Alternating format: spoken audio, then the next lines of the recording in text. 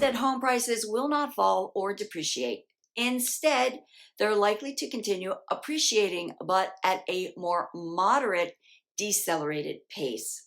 It's Friday, June 24th, 2022.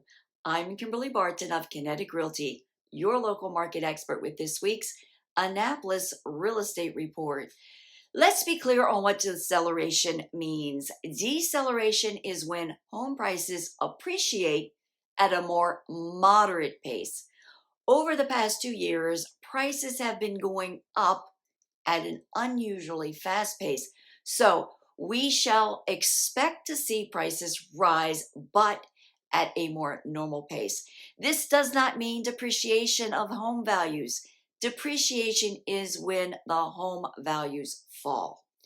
More homes have come to the market in Annapolis, so inventory continues to rise.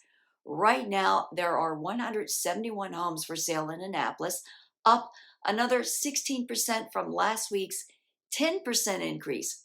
31 homes are coming soon, on par with last week. 38 homes came to the market since last week, a rise from the prior week. 15 homes went under contract, a decrease from last week. 19 homes are temporarily off the market. This is falling.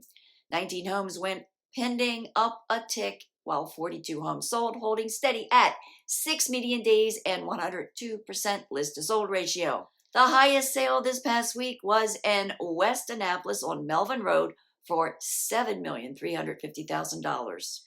Rental inventory is up again this week to 19 properties to the higher median of $2,800 per month. These have been on the market an average of 10 days so far. Overall, the market is showing signs of shifts. If you have any questions regarding your relative position, give me a call to discuss. That's a wrap for this week's Annapolis Real Estate Report for June 24th, 2022.